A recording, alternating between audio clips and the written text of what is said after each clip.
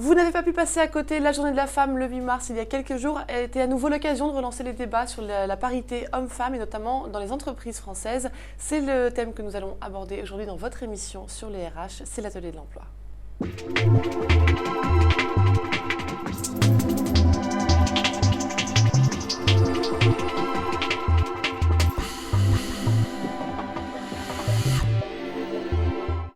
Et pour en parler, j'ai le plaisir de recevoir Anne Nègre. Bonjour. Bonjour. Vous êtes docteur en droit, spécialiste en droit du travail, vous êtes avocat au barreau de Versailles, vous êtes ex-président de l'Association française des femmes diplômées des universités, l'AFDU, et vous êtes maintenant vice-président de la Fédération internationale des femmes diplômées des universités, qui est la version internationale de l'AFDU. Vous intervenez de temps en temps, vous avez récemment été invité par le cercle Interrel en tant que spécialiste du droit des femmes, et c'est en cette qualité qu'on vous invite aujourd'hui. On a largement répété que les femmes, on va s'intéresser aux femmes françaises dans un premier temps. Les revenus des femmes françaises sont au moins de 20% inférieurs à ceux des hommes à compétences égales. Elles sont insuffisamment représentées dans les comités d'administration, dans les instances dirigeantes, dans les sphères influentes en général. Quels sont les freins à cette parité ? Eh bien, le pouvoir. Nous sommes dans une lutte de pouvoir, dans un lieu de pouvoir, continuellement et partout. Et il ne vous aura pas échappé que l'Assemblée nationale, que le Sénat sont très en retard et qu'ils préfèrent, les partis politiques, préfèrent investir dans des contributions, des pénalités financières plutôt que d'investir des femmes massivement. Et c'est l'exemple du Parti socialiste et du MP. Donc, on va voir dans les prochaines élections législatives si enfin quelque chose va se passer. Nous avons vu que, comme il n'y avait plus rien en France de problématique avec les femmes, on a carrément supprimé le ministère de l'Éducation, de la parité.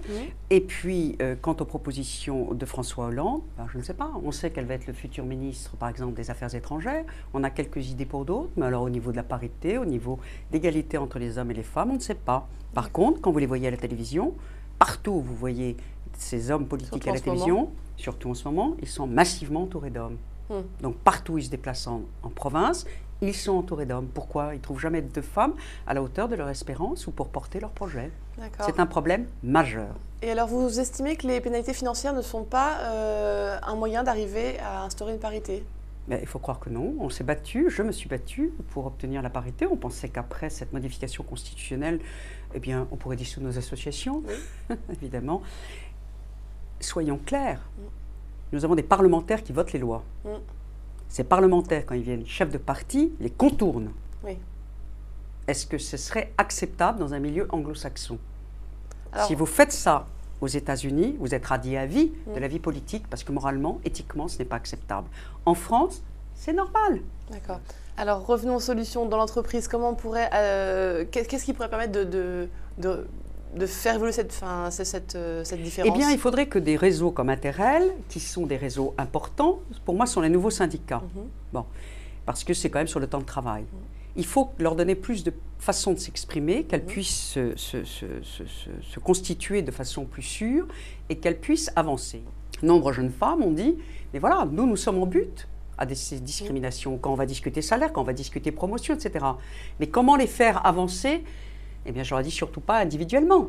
Car si effectivement, individuellement, vous commencez à fustiger les discriminations... Alors, est-ce qu'il faut qu'elles s'écartent de l'ensemble de l'entreprise et donc des hommes, ou est-ce qu'il faut qu'elles agissent entre femmes ? Non, il faut agir ensemble, mais il faut que ça soit les syndicats aussi qui s'emparent de ces questions, et les syndicats ne sont pas à l'écart de ces questions, et malheureusement, très souvent, dans les syndicats, au comité d'entreprise, vous voyez qu'un homme est secrétaire et le trésorier est l'homme aussi. Et que donc, il y a un travail. Les syndicats sont à l'image de la société, ni plus ni moins. Voilà, simplement, ils ne font pas assez attention. Quand vous avez des bilans, quand vous avez des chartes, quand vous avez tout ça, rien n'est respecté dans l'entreprise, il n'y a pas de sanction. Comment voulez-vous ? Donc, est-ce qu'on repasse par la sanction ? Parce qu'on disait tout à l'heure que le châtiment financier ne suffit pas finalement. Quelle peut être une sanction assez forte pour que réellement cet équilibre soit mis en place ? Je crois d'abord qu'il faut qu'il y ait un changement de mentalité en France. Il faut que ça monte du plus haut jusqu'au plus bas. Viviane Reding, commissaire européenne, il y a quelques mois, avait dit aux chefs d'entreprise, il faut des femmes. Ah oui, mais vous comprenez, il nous faut un délai. Bon, on leur a donné un délai d'1 an. Parce que ça travaille de longue haleine. Non, mais attendez, il y a les textes. Les textes, il y en a des dizaines. Ils sont français, ils sont européens, ils sont internationaux. CE, 1957. Tous les points devaient être traités et réglés avant de passer à l'étape suivante. Le seul point qui ne l'a pas été, c'est l'égalité de traitement, déjà de salaire entre les femmes et les hommes. On a passé outre. Donc on vient de loin. Et en réalité, on sait aujourd'hui qu'elles détiennent 1% de la richesse mondiale. Donc quand il y a certains hommes qui disent la toute-puissance des femmes, je ne sais pas où ils la trouvent. Pour les jeunes générations qui vont rejoindre le milieu du travail, les femmes sont plus nombreuses à être diplômées, surtout dans les grands cursus, les longs cursus scolaires. Par exemple, les journalistes, on est 60% de femmes diplômées, on n'est plus que 18% à la direction de publication. Et combien de rédactrices en chef? 35, mais alors 0 propriétaire, parce que je l'ai lu hier. Voilà, c'est ce que j'allais vous dire. Pour les avocats, c'est pareil. Vous avez beaucoup d'avocates à la base, ça monte, voilà. Et puis après... Qu'est-ce qu'on peut dire à ces jeunes générations pour qu'elles se donnent les moyens et elles prennent les moyens, elles prennent le parti, elles prennent le pouvoir pour aller jusqu'au bout Tout d'abord, de ne pas renoncer à être une femme. On ne cherche pas à devenir des hommes ordinaires. Oui. Pour moi, c'est vraiment un combat évident. Je suis mariée, j'ai des enfants et j'ai toujours été féministe. Et je ne crois pas que renier ce que l'on est apportera quelque chose. Nous ne cherchons pas à faire un unisexe. Hommes et femmes ont leur place dans le monde. Nous n'avons pas les mêmes qualités, nous n'avons pas les mêmes capacités et nous n'avons pas les mêmes expériences, ce qui fait de nous des éléments extrêmement porteurs. Je voudrais vous parler d'une chose, d'une enquête menée auprès de 353 entreprises parmi les 500 plus grandes entreprises américaines du classement de Fortune. Les résultats montrent que les sociétés au management féminisé ont une performance financière plus élevée de 37%. Il y a 500 autres entreprises qu'on a pris, très élevées. On a séparé, qui ont des femmes au conseil d'administration ou non, on a séparé en 4 quarts. Celles qui avaient le moins, on a comparé avec celles qui avaient le plus.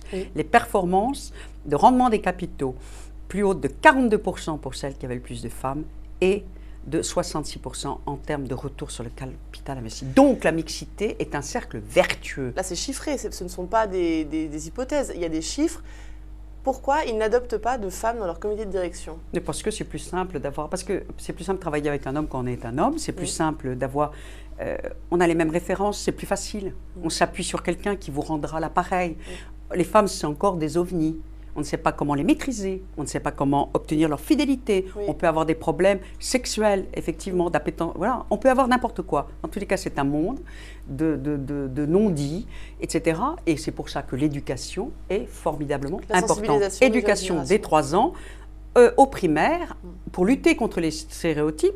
Les livres scolaires, au lieu de lutter contre, les renforcent. Il faut apprendre aux uns et aux autres, comme moi j'ai appris par l'expérience, à visualiser tout ça. Et quand vous visibilisez quelque chose, vous le rendez visible, vous savez, il existe, vous le déterminez et vous pouvez, alors à ce moment-là, commencer à le combattre. Et donc dans les entreprises, c'est ce qu'il faut faire, c'est faire des groupes de parole, des groupes, pourquoi ça bloque? Et les garçons se mettent à la place des filles, les filles à la place des garçons, et comprennent les situations réciproques. Qu'est-ce qu'on peut donner comme message à l'attention des candidats pour les présidentielles qui sont imminentes, pour sensibiliser, pour faire passer cette sensibilisation dans l'éducation, dans les entreprises, dans les groupes de réflexion? Quel est leur message qu'on leur adresse? C'est un message extrêmement fort de dynamisme économique de la France. Et que la France, qui est 69e au niveau mondial de la démocratie, moi ça me heurte. Donc féminiser est une chance pour la France comme pour les entreprises. Et pour la croissance. Et pour la croissance. Merci Madame Necq d'être venue sur notre plateau, partager votre expérience et votre foi en l'égalité homme-femme. Merci et à très bientôt pour un prochain épisode de l'Atelier de l'Emploi.